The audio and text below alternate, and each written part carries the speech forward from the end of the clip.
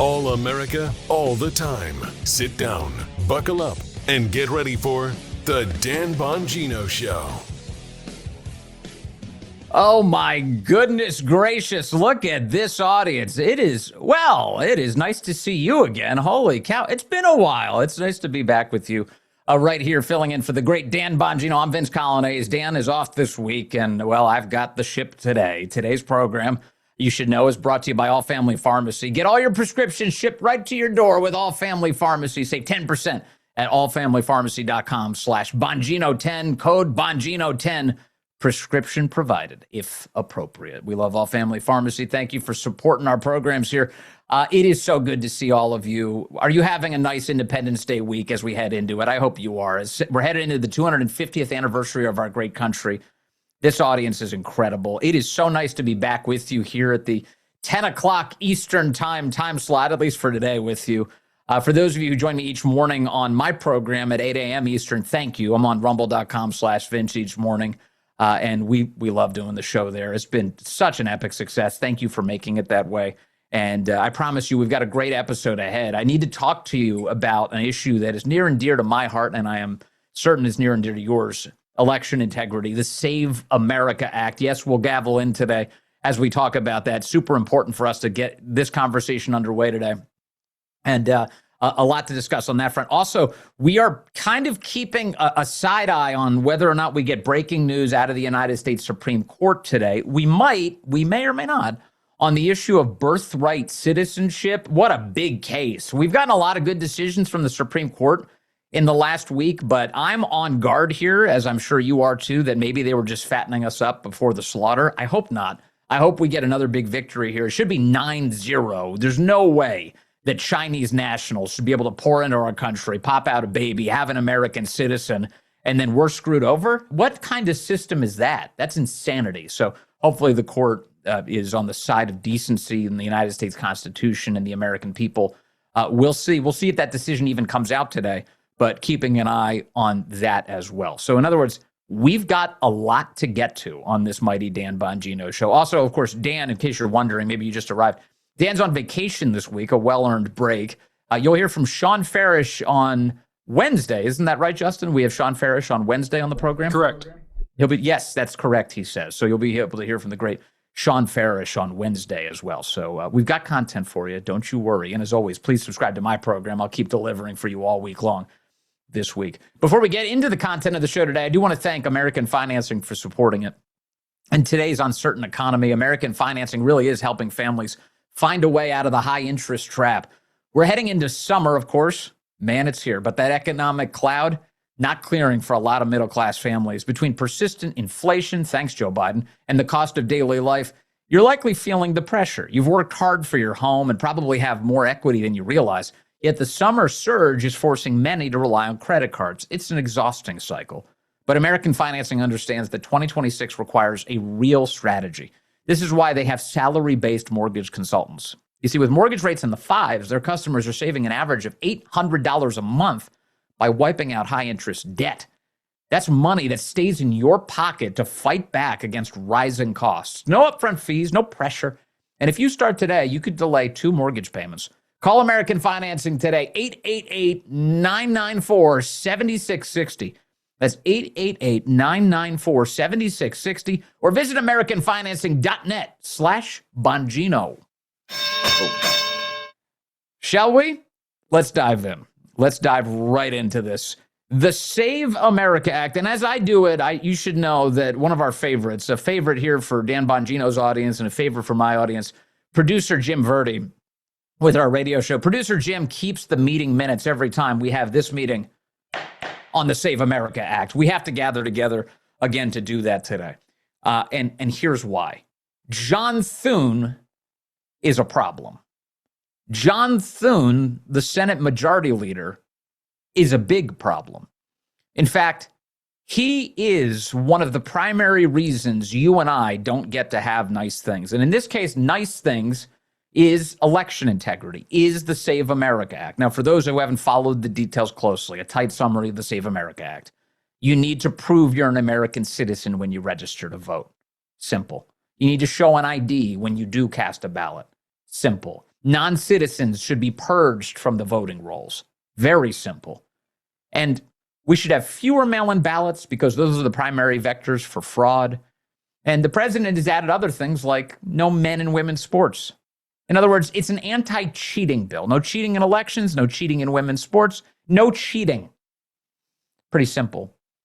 And yet it's very hard to get it passed. Why? Well, Democrats refuse to do it, and too many of these RINO Republicans refuse to do it too. John Cornyn stands in the way. He pretends he doesn't, but he does, which is why Texas voters just fired him.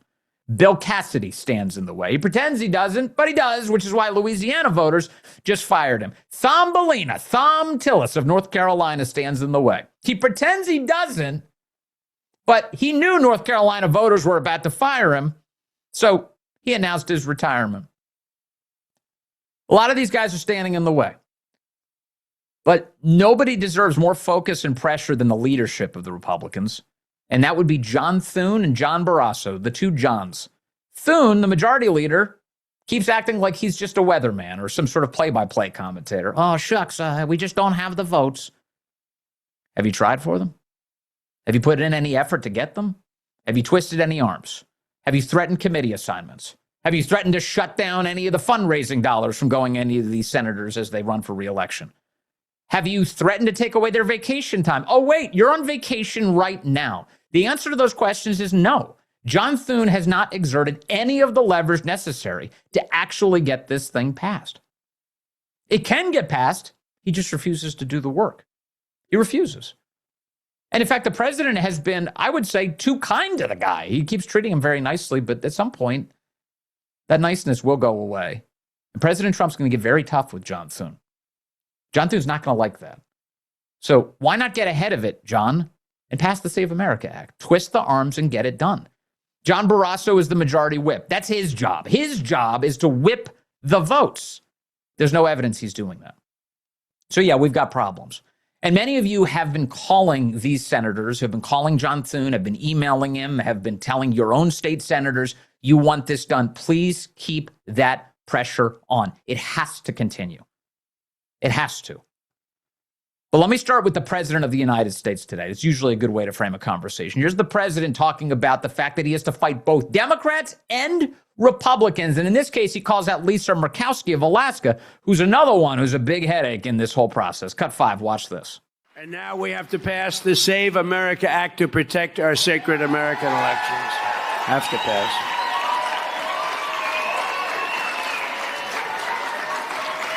Hard to believe, right? Hard to believe that we even have to fight for this. We have to fight for everything. Nothing comes easy. Nothing. All voters must show photo ID. Not so bad, right? All voters must provide proof of citizenship. Is that so hard? And you're fighting the Democrats and a few Republicans who are doing a tremendous disservice to this country. We have a few Republicans that are fighting it. Lisa Murkowski of Alaska. You should call her and tell her to get on the ball. She'll never win another election, I can tell you. She's got to vote. It's called the Save America Act. It's voter ID, ideally photo ID, right? So you can look and you can say, oh, that person's okay. Or, for lots of reasons, that person is not the same person. We want proof of citizenship. Yeah. We want the Save America Act, the president says. We need election integrity. He called out Lisa Murkowski in particular, but he could have called out any of these other guys. Thune, Barrasso, Cornyn, Tillis, Cassidy. There's unfortunately a long list of people who pretend like they support election integrity, but when push comes to shove, they prefer vacation. Well, I want your ass back in Washington immediately. And I want election integrity immediately. And I'm not alone. I'm not alone. John Cornyn is whining about this, by the way. He's whining and he's calling us keyboard warriors and grifters. Keyboard warriors and grifters, saying that we are ignorant of the Senate rules. Meanwhile, I would say that the American people in many cases have a better grasp on what the rules of the Senate are than many Republican senators, actually. But here's what John Cornyn said. I marvel at the keyboard warrior geniuses and grifters who are ignorant of Senate rules and precedents who have miraculously become experts in its arcane rules. Promising the moon and the stars and yet destining Republicans for failure is a very effective way to demoralize our base and elect more Democrats in the midterms. No doubt John Cornyn is including President Trump among the keyboard warrior geniuses and grifters, because President Trump is very loudly pushing for the Save America Act, saying nothing else should pass until that does. And here's John Cornyn attacking him and the people who support him and the people who want election integrity. With friends like these, John Cornyn. He says this is an effective way to demoralize our base and elect more Democrats. Do you know what's a very effective way to demoralize our base and elect more Democrats? Not passing the Save America Act. Yeah, that's a great way to demoralize your base. We send you to Washington to do something, you fail to do it, that'll demoralize the base. And then when Democrats can get elected on fraud, that's how you get Democrats more elected. John Cornyn has it exactly backwards, which is why he was just fired by the voters in Texas. He can't leave soon enough. But for now, we have to deal with him. And so long as we have to deal with him and so long as he holds that office, the pressure should continue on him, despite the fact that he's whining at you for being a keyboard warrior because he doesn't like all the email that's coming into his office. Well, continue to fight the war on your keyboards. Keep sending him these messages. Something has to break free here. John Thune, for his part, is treating the grassroots like crap. Scott Presler has been absolutely heroic on a number of fronts. He's been working very hard to get people registered to vote, to turn out Republicans in elections, to help win elections. When it comes to just the elbow grease of getting things done, you've had Scott Presler in a very public way doing that pretty aggressively.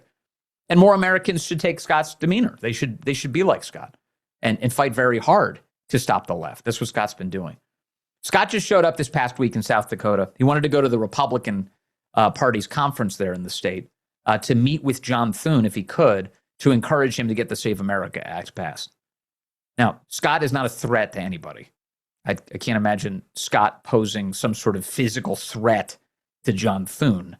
Yet he was treated like he was a terrorist or something when he arrived. I want you to see how the South Dakota Republican Party treated Scott Presler when he tried to attend this event where John Thune was. Cut 6. Take a look at this. Hey guys, this is Scott Presler. I'm here at the South Dakota State Convention. I have a ticket, and they are saying that I can't come in.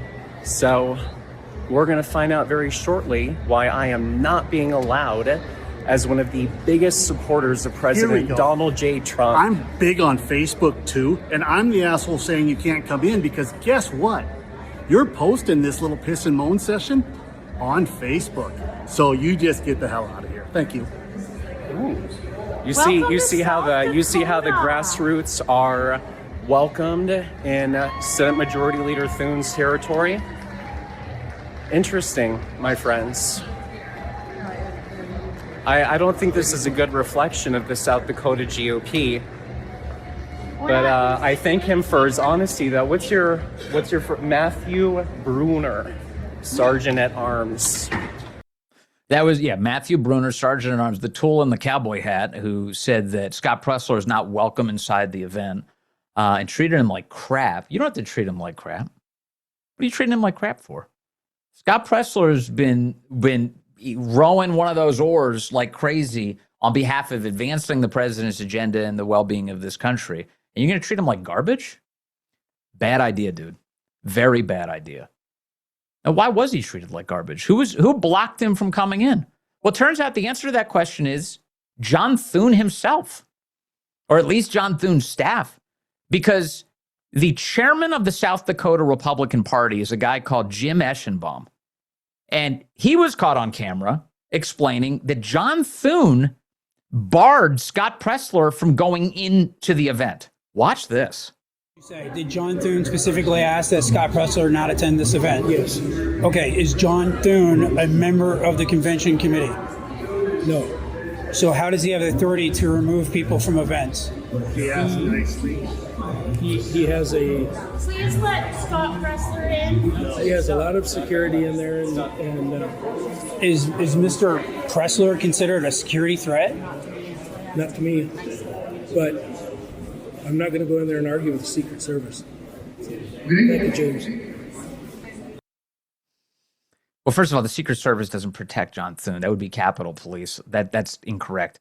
But also, he made it really clear that it was Thune or Thune's staff who made a request to keep Scott Presler out of that room, and they did it as a courtesy to him. Now, it's not surprising that Thune would wield influence in the South Dakota Republican Party. He's the majority leader in the Senate, after all. That's a big feather in the cap for the Republican Party in the state. And if Thune sends a request like that, it looks like they're going to rush to do it. But Thune owns this. The head of the South Dakota Republican Party said that. It wasn't like some weird game of telephone where some low-ranking member said it. It was the head of the party in the state who said, yeah, it was at Thune's request. We're keeping Scott Presler out. And if you need further evidence of the fact that Scott Presler was kept out on that basis, look no further than the fact that they had a photo of Presler on a table there so they could stop him. Cut 8. Look at this video. Watch this. So this is James Bialotta with Dead On, where it looks like there's a memorandum with Scott Presler's picture on the first table to identify him at the door to prevent him from entering. This is the doors at the Rushmore Hall. So they had a picture of the guy. They planned ahead of time to block him. Now, Presler was going there on behalf of the rest of us. They may as well have blocked President Trump from going into that meeting. They may as well have blocked each and every one of you and me from going into that meeting. Scott Presler was going as our emissary just to raise a polite but insistent point. Pass the Save America Act. That's it. Is that so complicated? Are you that scared of that kind of pressure? Well, then in that case, you shouldn't be a United States Senator. You can't handle Scott Presler? It's time for you to leave. You definitely shouldn't be the leader of the Republicans in the Senate. It's just pathetic, actually. And rather than have a real conversation with him, he treats everybody like crap. So step 1 this week is get in touch with Scott Presler and try and make this right. And step 2, and most importantly, even more important than step 1 in that sequence, is pass the Save America Act. Get it done. Now, this has been a source of immense embarrassment, as it should be, to the South Dakota Republican Party. The chairman of the party, who you just heard a moment ago, Jim Eschenbaum, say that it was John Thune who demanded Scott Presler not gain access, has since apologized, and he did this, let's see, this would have been into the wee hours of the morning right after it went down. Here's what he said on X. He said, Scott, I want to personally apologize for how things were handled tonight at the South Dakota Republican Convention. I haven't watched the video yet, but Matt Bruner, that was the guy in the cowboy hat, has been relieved of his duties as one of our sergeant-at-arms by the lead sergeant-at-arms. I also apologize for denying you entry. You were exactly right when you said it wasn't Senator Thune's staff that was running the event, and I failed you in that decision. And I'm sorry, and I own it completely. As I stated, I appreciate and respect all that you have done for President Trump and the Republican Party.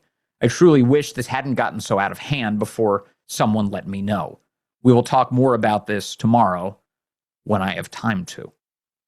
So the South Dakota Republican Party, or at least part of it, thinks, this was a mistake. But they still have not fully come to grips with the fact that John Thune is a problem. In fact, for a moment on Friday, there was an effort by the South Dakota Republican Party to issue a formal censure of their own senator, John Thune. A formal condemnation by the state party. That's a big deal. The South Dakota Republican Party to censure John Thune. I'll tell you how that went in just a moment as we continue here on the great Dan Bongino Show. I'm Vince Coglianese filling in today for Dan. Always appreciate the chance to talk to you, you fine people. We've got a lot to talk about. We've got to talk about this Save America Act. We've got to get it done. More in a moment. Hey, we wouldn't be celebrating America 250 if it wasn't for a strong foundation set by our framers. Hamilton built America's financial foundation on the principle of sound, stable money, a principle later embodied by the gold standard. However, it does seem like we've abandoned that discipline, doesn't it, since 1971, and have since seen inflation erode the dollar's value. What is the foundation of your savings? Is it gold or something that can be shaken, disrupted, devalued? Birch Gold Group, the great Birch Gold Group, has been helping Americans solidify their savings with gold for the past 15 years. They're going to help you convert an existing IRA or a 401k into a tax-sheltered IRA in gold. Learn how gold fits into your portfolio by texting the name Dan, as in Dan Bongino. Text Dan to the number 989898. You'll receive a free no-obligation info kit with an A-plus rating with the Better Business Bureau and countless 5-star reviews. Let Birch Gold help build your foundation with gold. Text the name Dan to the number 989898. Text Dan to 989898. Message and data rates may apply. Thanks also to our good friends over at Supershore. Supershore is awesome. Let me tell you something. When you sign an insurance policy, for some brokers, that's the finish line. Handshake, commission, done. Then you may not hear from them again until it's time for renewal. Your business runs all year, and so do the gaps and the risk. This is why Dan has introduced you to Supershore. If your company's got more than 25 employees, whether you're the owner, the CFO, or the HR manager, it could be too complex to just buy a policy online. Supershore is the super agency that's built for you.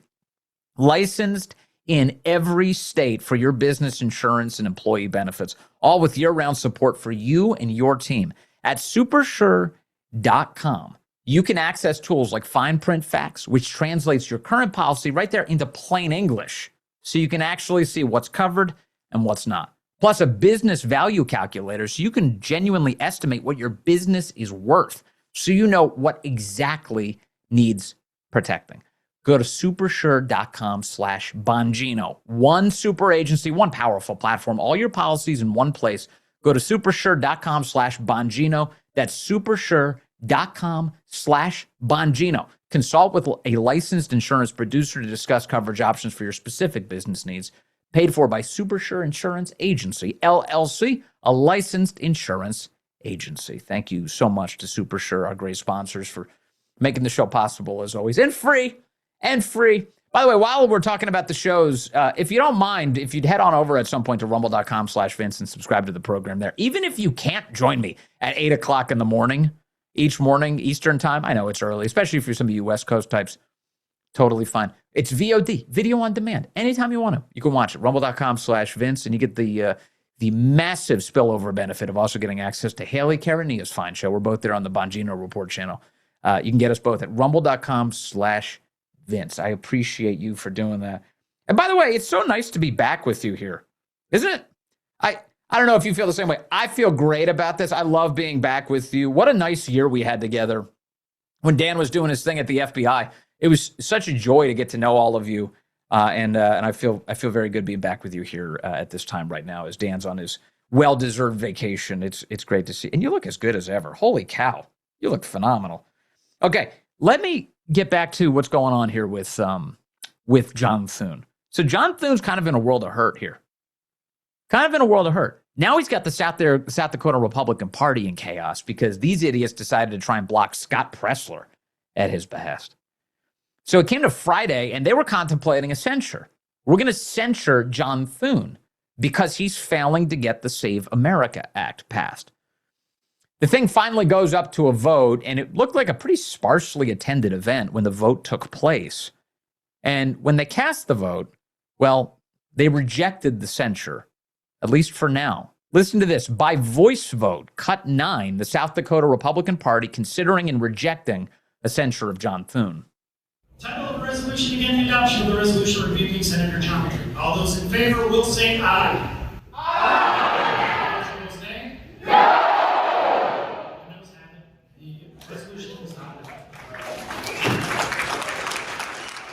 Now, I will say, I listened to that audio a couple times. He's probably right that the nose had it, that the volume was slightly louder on the voice vote. Voice votes are very interesting. But that is not a good thing when nearly half the room is saying that the sitting Republican senator, the majority leader, the guy who represents the state, needs to be censured. That's a pretty big deal. Wouldn't normally be like that, and yet it is. Why? Because we want the Save America Act. That's why. So keep up the pressure. For those of you in South Dakota, God bless you. Keep up the pressure on John Thune. We could really use your help. We could really use it. Now, John Cornyn is, as I mentioned, whining about all of this. He called you a keyboard warrior. He says it's not even possible. Can't happen. Now, he's wrong about that. He's lying about that. There's a Senate expert by the name of Clint Brown responded to Cornyn's claims about this subject. And he said, sir, I've got some expertise in Senate rules and precedent. In fact, at one time, you were one of a dozen senators who paid me for my expertise. The talking filibuster will work. Senators who refuse to do this, to pass the Save America Act, are the ones demoralizing their own base. That's exactly right. Senator Mike Lee has walked us through this a bunch of times, but here's how it works fundamentally. You just need to get the debate started.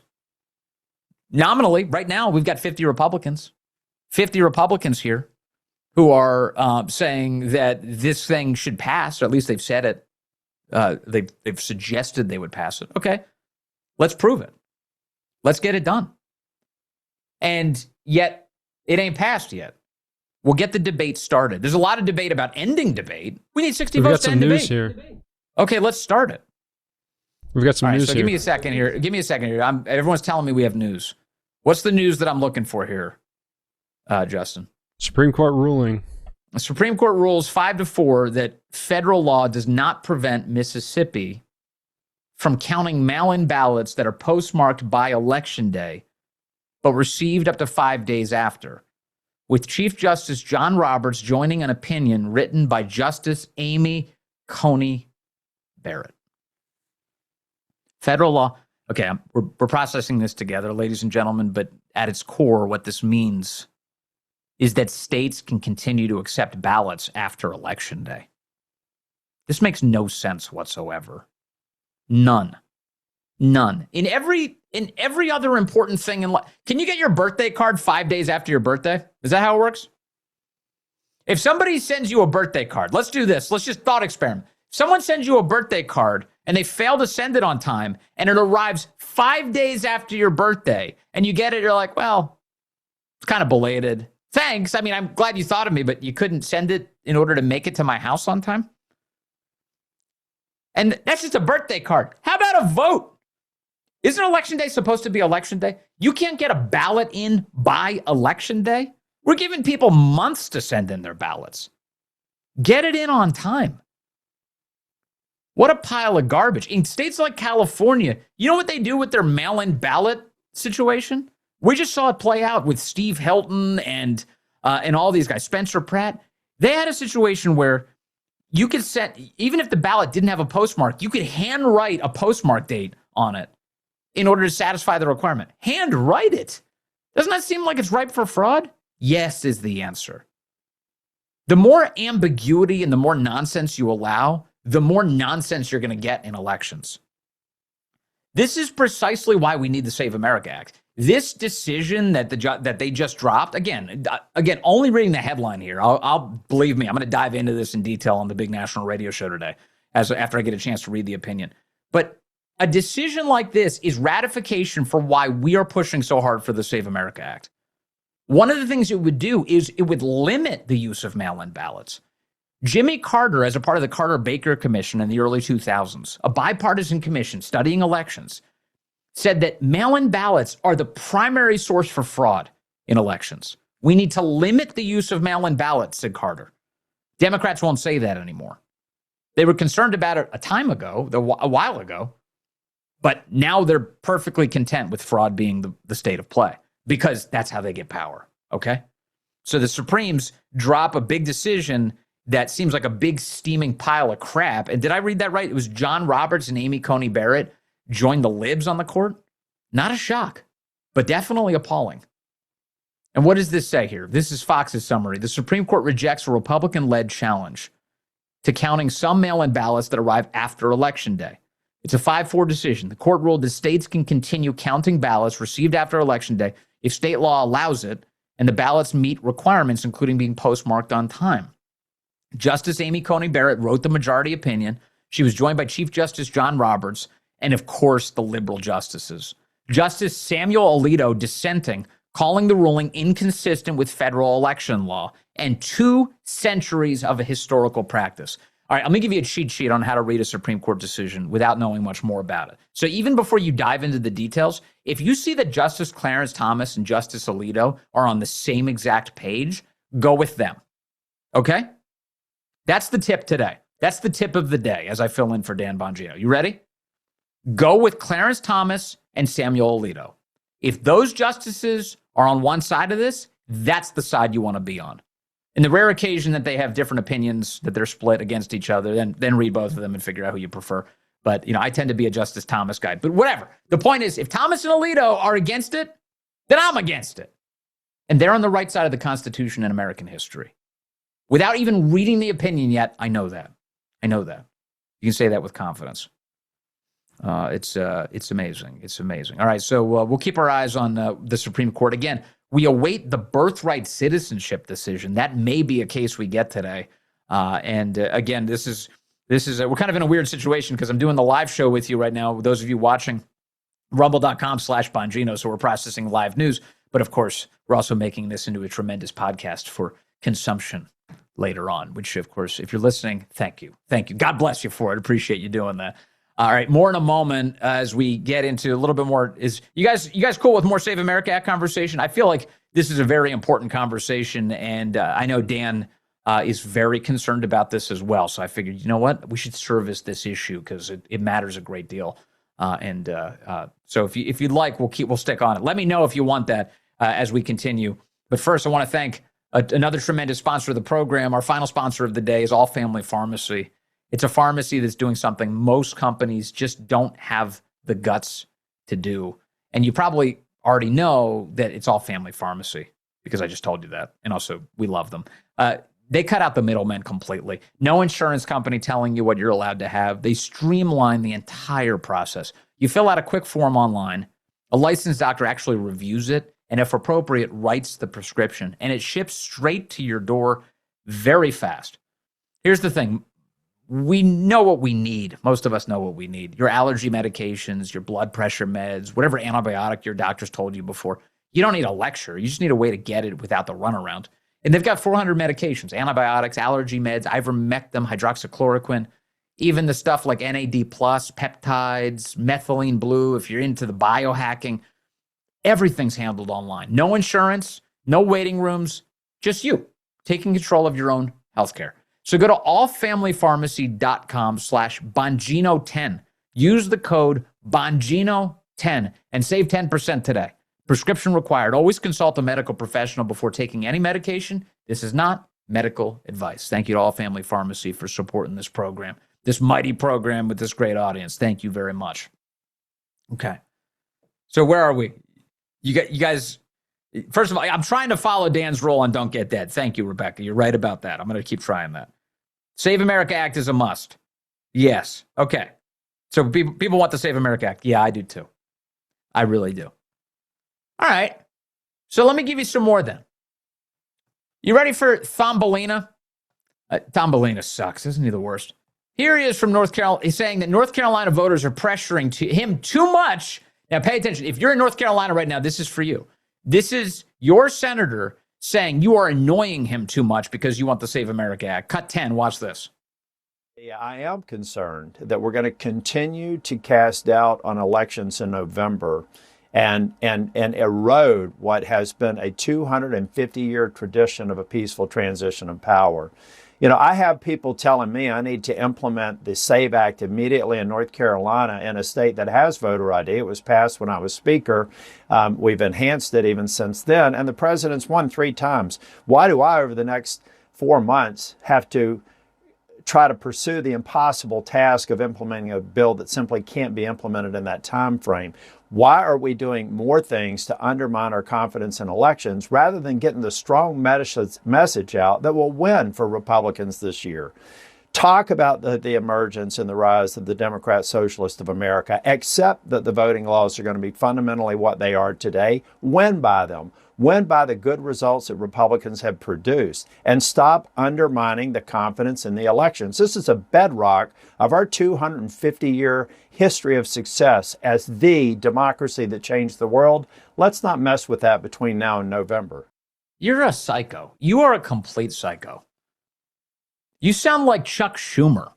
Why are you undermining confidence in elections?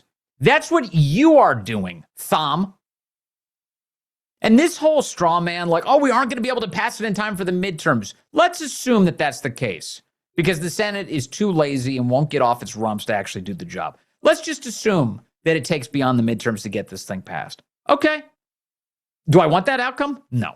Do I want the Save America Act? Yes. And so if you start this clock, if you actually take the Senate floor, if you face a ridiculous Senate filibuster that drags all the way through the midterms, if we get the Save America Act at the end of it, even if it's after the midterms, that's a better outcome than not getting the Save America Act at all. So stop wielding the midterms as some sort of ridiculous red herring to prevent you from doing your job. We wouldn't have to have this conversation if you had actually done your job months ago, a year ago, and yet they still haven't done it. And we've had to try to drag them kicking and screaming into doing their jobs at all. The truth is they're not doing it because they're lazy. That's the biggest truth in this at all. They're just lazy.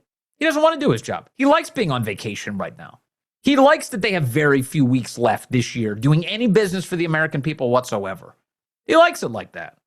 The last thing he wants is for you to be focused on what he should be doing. What do they make with $200,000 a year? Whatever ridiculous amount of money it is? To do nothing? To be on vacation the whole time? To spend all their time fundraising? How about doing the work that we sent you to Washington to do? Like pass the Save America Act. Then he attacks you, whining that you're pressuring him. You're undermining confidence in elections. That's you jerk. Bill Cassidy, Bitter Bill from Louisiana, is also whining about this. You can tell that we're getting to these guys because they're all whining in public about it now. All of them. Blocking Scott Pressler, whining on Twitter, whining on television. Here's Bill Cassidy whining on television. Cut 11. Watch this. I want to make healthcare more affordable. So I can't tell you what his priorities are beyond the SAVE Act. I can tell you what I think they should be, and how do we make life more affordable for the average American?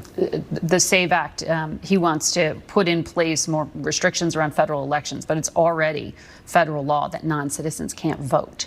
Scam. Yeah, but he's races. asking is that people have to show an ID. Yeah. And showing an ID, I think, is a reasonable thing. We've done it in Louisiana. There's been no disenfranchisement at all. Mm-hmm. But we had a reputation for corrupt elections, and now everybody acknowledges our elections are pretty straightforward. But you agree with Leader Thune. There just aren't the votes. They're not the votes. They're not the votes. I don't know what the president's priorities are, other than this Save America Act thing. And then you hear the woman with resting Democrat face be like, well, it's already illegal to vote, to commit fraud in elections. Yeah, it's illegal to speed, but if nobody puts a radar gun out on the road to track whether or not someone's doing it, people are going to speed. If nobody's enforcing the law, then people are going to break it. That's the problem. This Margaret Brennan's like, well, it's already illegal for non-citizens to participate in federal elections. Nobody's enforcing the freaking law. And don't give me this nonsense from Speaker Johnson, who said, oh, well, we're going to make a pool of funding. And then any state that wants election integrity can get money from the pool of fund. That's not going to work. That's not going to work.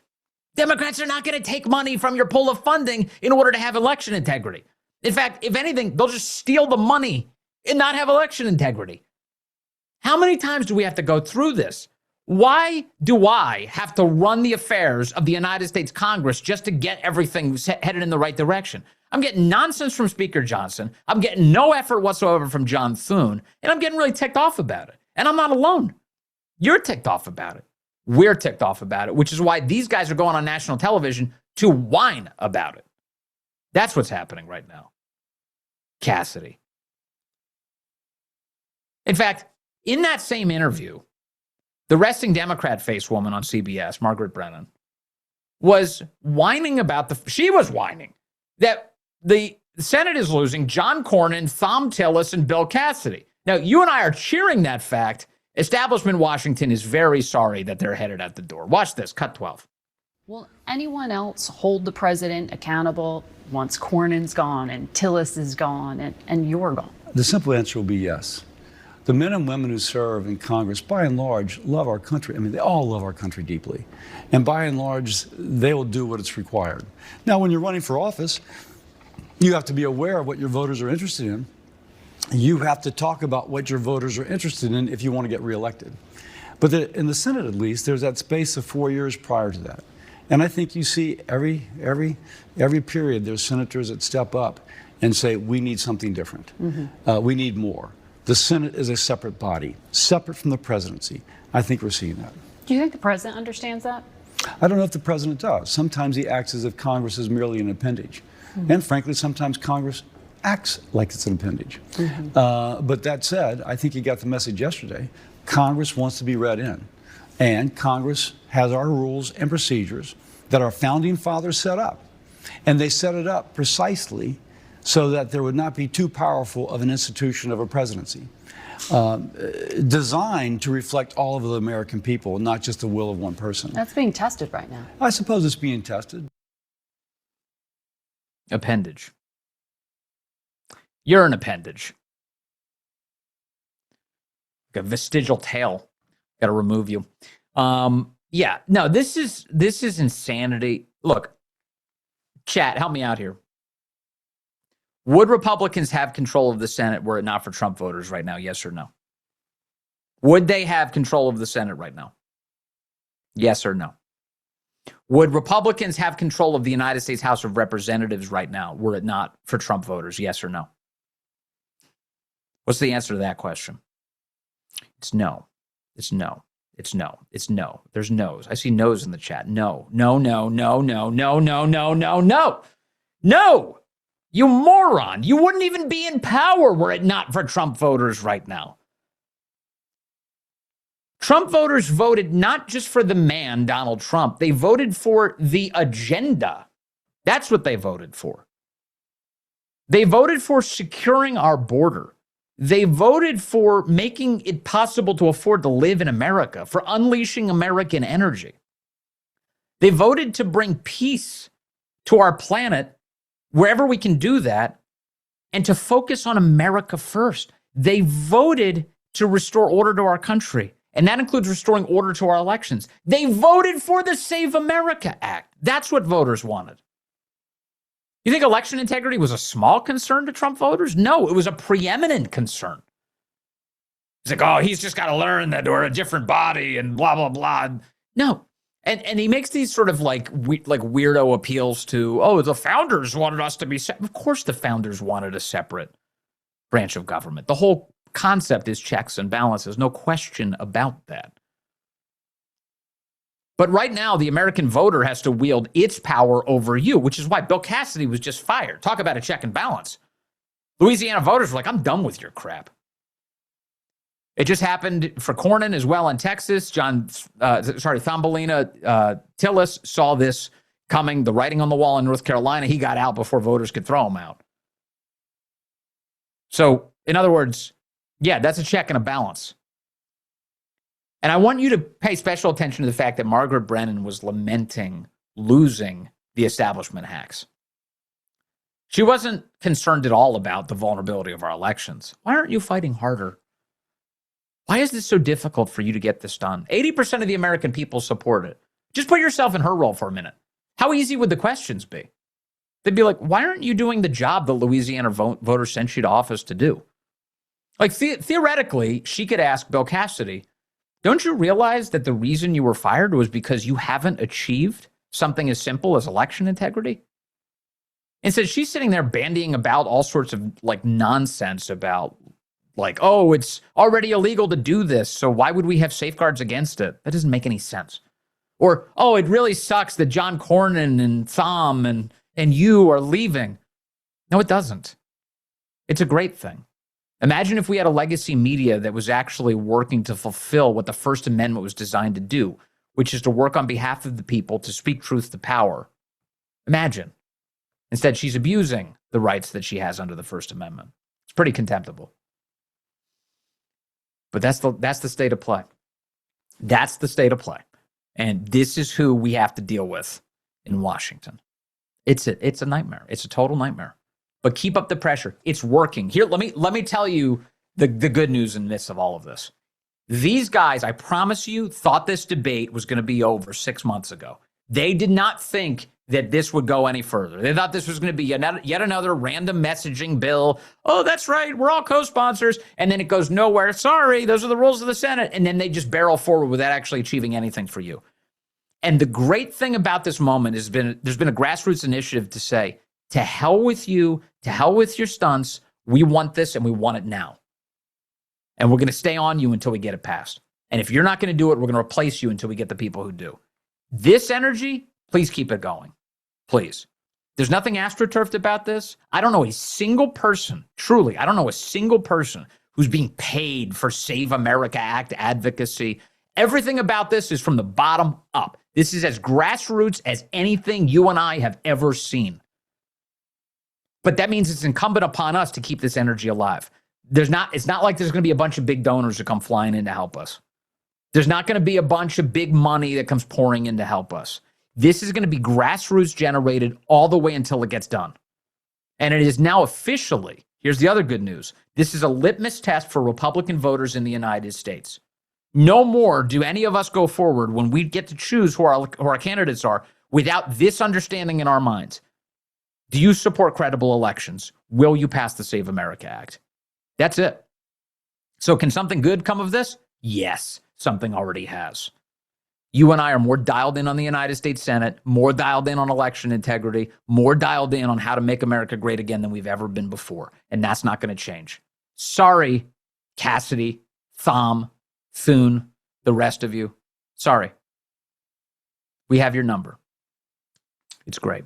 All right. Hey, look, there's some other big elements going on today. We're keeping our eyes on these Supreme Court developments going on right now. So we'll, if we get any news on the birthright citizenship thing, I'll tell you about it. But on that front, what it takes to be a United States citizen, it's probably worth taking a glance at all of the chaos around the fact that the Supreme Court last week said that Haitians and Syrians have got to go. It's time for them to leave the United States of America. The court last week ended temporary protected status, or at least they agreed that President Trump can end temporary protected status for Haitians and Syrians who've been in our country now for decades. Boy, we are a generous people, aren't we? Well, that's all over. But it's causing immense panic on the left. They're really upset about this. They're freaking out about it. In fact, here's a clip over on Ms. Now, Cut 14. Take a look at this. This is on Ms. Now. This is a little watched left-wing kind of lesbian cable network where they're upset that Springfield, Ohio is about to become a lot more American. Cut 14, watch. Of the 350,000 Haitians in the United States with TPS, a little over 10,000, close to 15,000 live here in Springfield. The population of Springfield is about 58,000. So with this decision from the Supreme Court, 20% of this community in Ohio overnight has lost their status. That is going to have huge ramifications for the community as a whole. 20% of the population is invaders? 20% of the population, foreign nationals? 20%? So 1 out of every 5 people doesn't even belong in Springfield, Ohio? And of course, Ms. Now is framing this as some sort of like, oh, what a tragedy. No, it's not a tragedy. It's a restoration of Springfield, Ohio. Springfield could get its city back. That's not a small thing. And again, this whole TPS thing, talk about how generous we are as a country. We let you stay here for a very long time. And now you're going to try and stay here forever? How about no? No, they're eating the dogs. They're eating the cats. They're eating the pets of the people who live there. I don't think the original, thank you, Dems are whack jobs for reminding me of that. I don't think President Trump originally sang it, but they did. They did in that banger AI version. It was great. Yes, that's Springfield, the same Springfield from the debate. And look, you've got the Ohio governor. This guy is supposedly a Republican. His name's Mike DeWine. Speaking of whining, we're covering a lot of people whining today. Ohio's governor wants them to stay forever. Like, what are you talking about? Listen to this. Cut 15. Watch. Governor, you just heard Secretary Mullen defend the decision. You say it's a mistake. What's your take? You cannot fly into Port-au-Prince today. U.S. carriers are prohibited from going in there. They've extended that ban. Federal officials in the United States have extended that ban into September now. And, it's been there for a long time. The reason they can't go in there is because these gang leaders who control a good part of Haiti today shoot at the planes when they come in. So that's certainly one thing. You've pointed out, advisories, heavy advisories. U.S. citizens do not go into Haiti.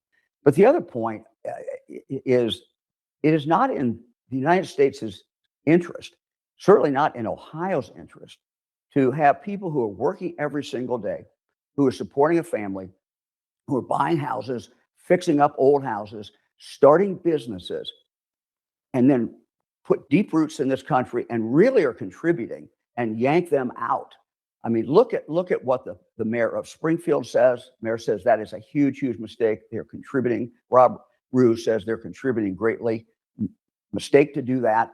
What I would hope that the Trump administration would do is reconsider this. Look at how it's going to impact states like Ohio. In Ohio, the Haitians are working primarily in manufacturing. They're also working in the food area. But if you look at where they're working across the country, probably the most important area they're working is in healthcare. It's Haitians who many times are taking care of your mom or your dad who has Alzheimer's, taking care of family members who might be in a nursing home. And to say we're going to pull all of those out, it's just not in our own self-interest.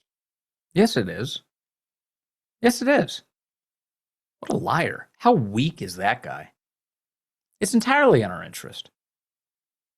So we protected Haitians for a time. Now you can go back. The earthquake ended in 2010.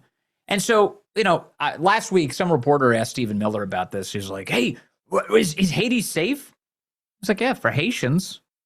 The reason the United States advises Americans not to go there is because of risks that are directly related to being American and arriving in Haiti.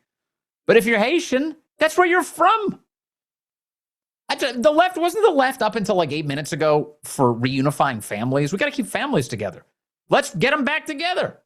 Go back to Haiti. Go back. And the argument that Mike DeWine is making is like, well, these people are very productive. 350,000 people all across the country, they're building, and they're in the food industry, and they're in healthcare, and they're creating communities, and they're so wonderful. Well, if that's the case, that's 350,000 talented people all heading back to Haiti to make it less of a bleep hole. Okay? Which President Trump apparently said it was a bleep hole. The media went apoplectic that he called it a bleep hole. And the second you want to send Haitians back to Haiti, they're now saying it's a bleep hole. So they agree with President Trump. In the end, Trump is always right, somehow. How did he do that again? He's always right. And it's time for you to go back.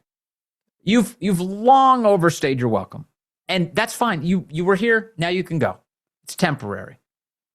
Now, that is the message from the administration fundamentally, that it's temporary, it's time to go home.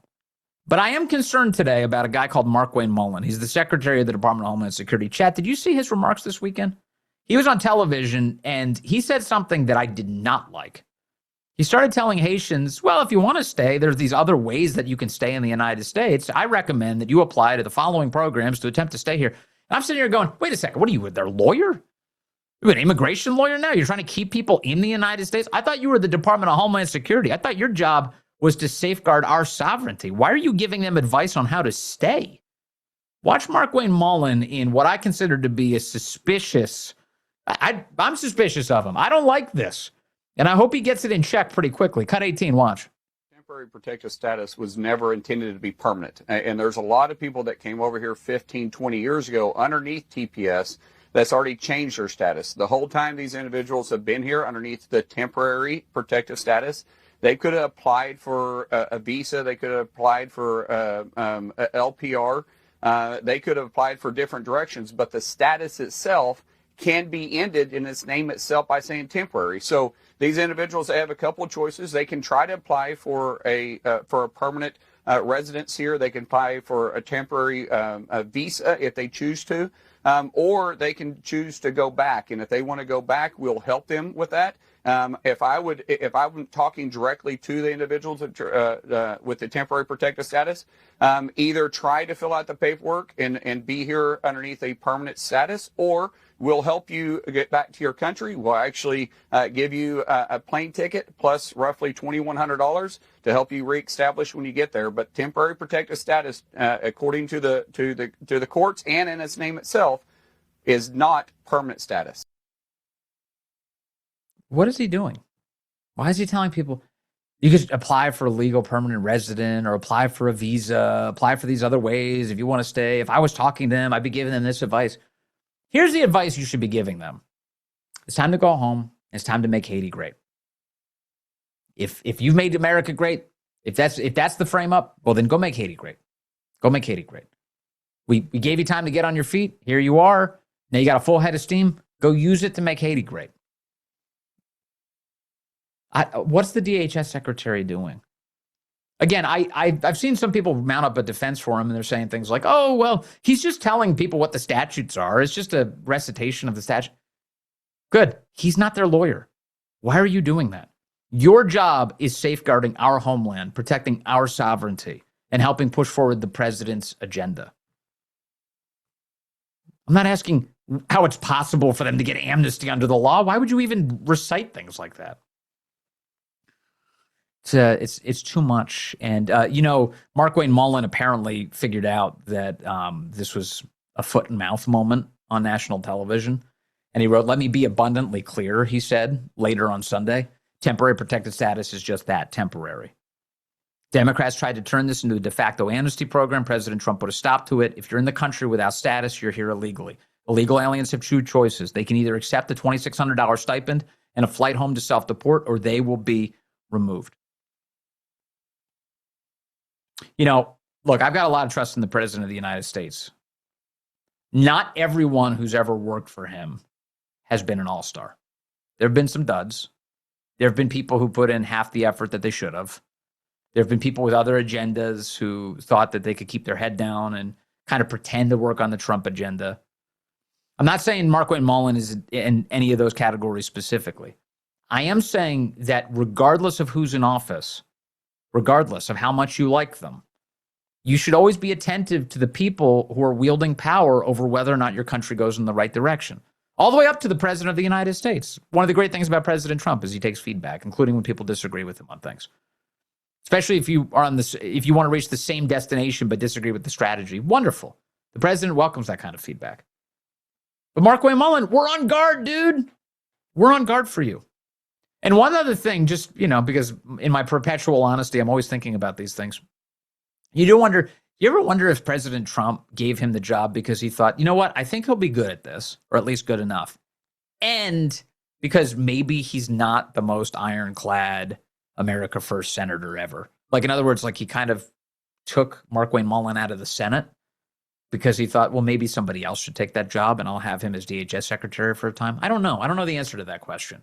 But I've definitely thought about it. So remain vigilant. That's the point. Always be vigilant. Always keep your head on a swivel and always give these guys scrutiny. No matter how much you like them, it's always worth giving them scrutiny all the time. As always, I want to thank you for just hanging out with me. It is such an honor to be here with you on the Dan Bongino Show again in this time slot again with you. What a nice experience.